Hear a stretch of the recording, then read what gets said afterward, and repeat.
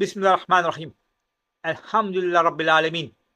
Vessalatu vesselamu ala Resulina Muhammedin ve ala alihi ve sahbihi ecmaîn. Dünya üzerinde şu ana kadar tespit edilmiş 8 milyon 700 bin canlı türü var. Bu sürekli artıyor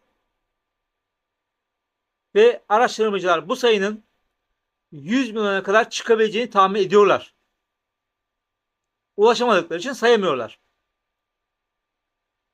Bu milyonlarca canlı içinde müzik yapan, müzik dinleyen sadece insan.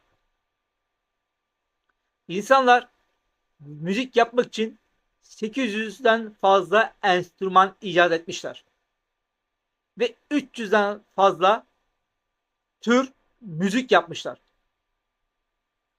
Peki bu neden? Neden insan müzik yapıyor? Neden insan müzik dinliyor? Neden insan hüzünlenince müzik dinliyor ya da müzik dinleyince hüzünleniyor? İnsanlar hüzünlü bir şarkı dinleyip sarhoş oluyor, intihar ediyor, kendilerini jiletle kesiyorlar. Veya tam tersi. Neden insan neşeliyken müzik dinliyor ya da müzik dinleyince neşeleniyor? Neşeli bir şarkı duyunca onunla beraber tekrar ediyor. Kalkıp dans ediyor, oynuyor. Ülkemizin en meşhur ateizm sitesine baktım. Neden bazen otomatik olarak kendi içimizde bir melodi söylemeye başlıyoruz sorusuna, bu durum insanların doğal olarak müziğe duyarlı olmalarından kaynaklanmaktadır.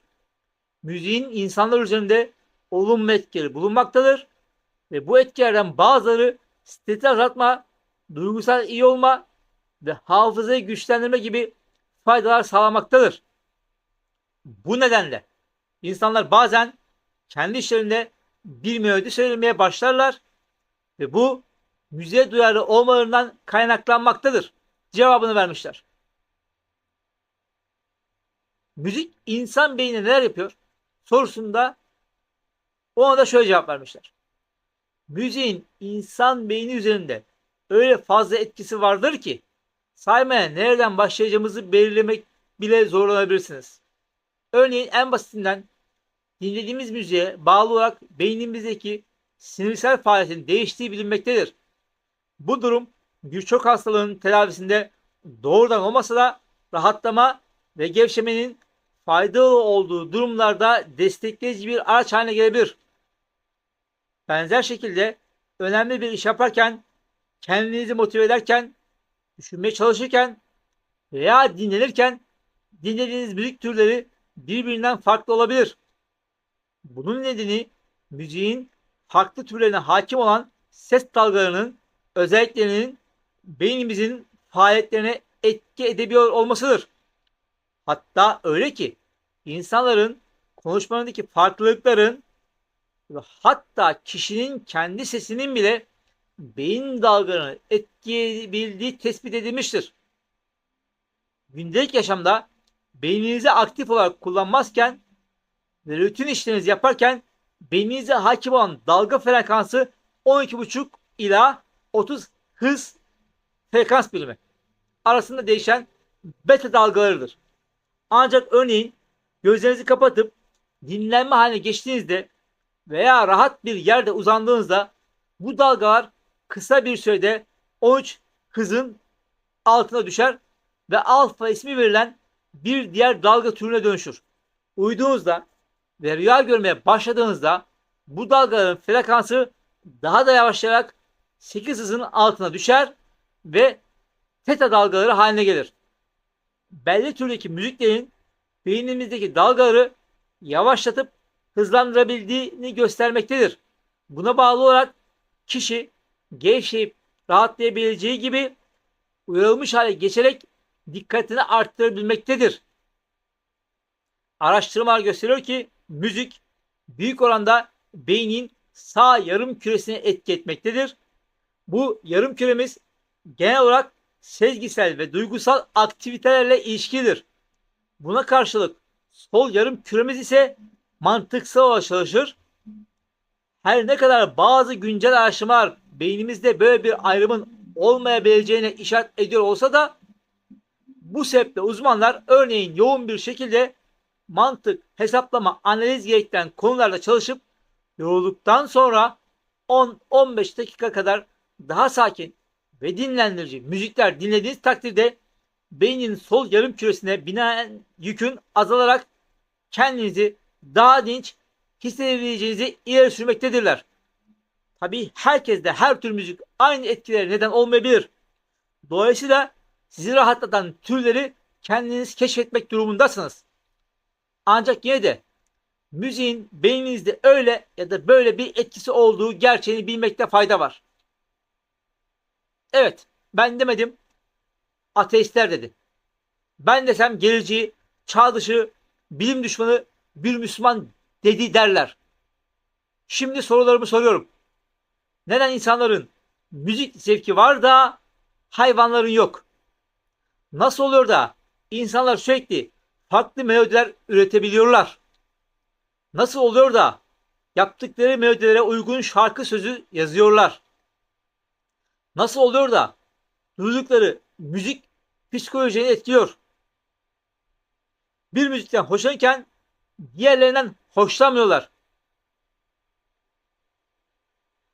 Ben araştırdım. Evrimcilerin bu sorulara verecek cevapları yok.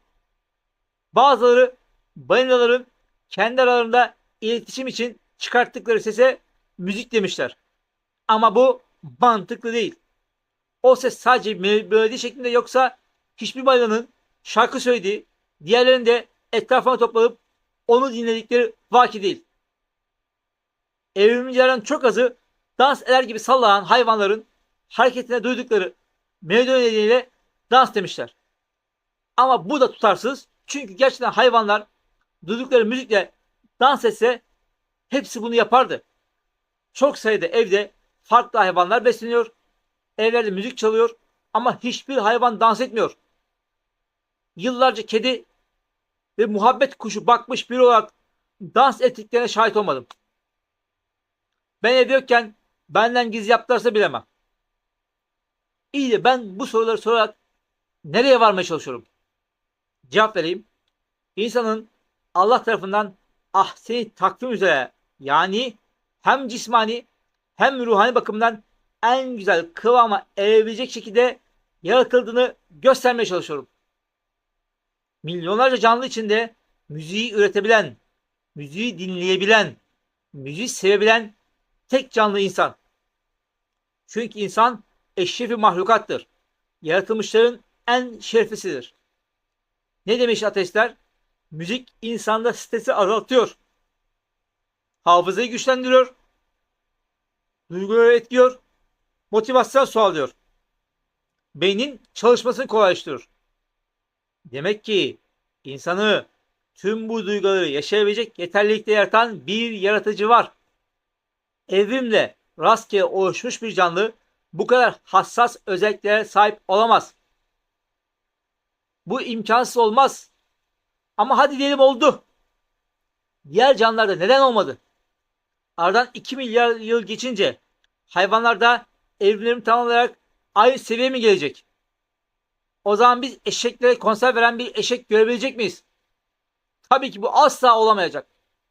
İnsan evrimle oluşmadı, insanı Allah yarattı. Onun için de mükemmel yaratıldı insan. Müzik aleti yapacak, beste yapacak, söz yazacak, aklı var insanın. Dinlediği müziği sevip sevmemeyi tercih edecek ihtiyarı var.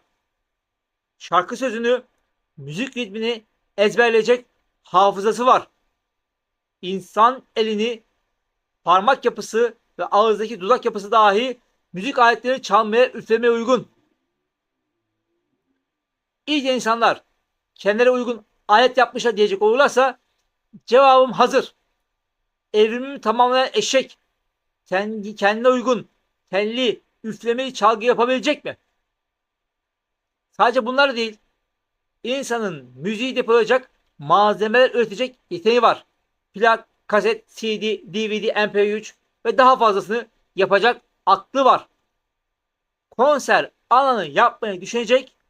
O alanda akustiği hesaplayacak, mikrofonu, hoparlörü tasarlayacak zekası var. Var da var. Bunca var. Evrilme değil. Ancak aziz ve kadir olan Allah'ın yaratmasıyla olur. Velhamdülillah Rabbil Alemin.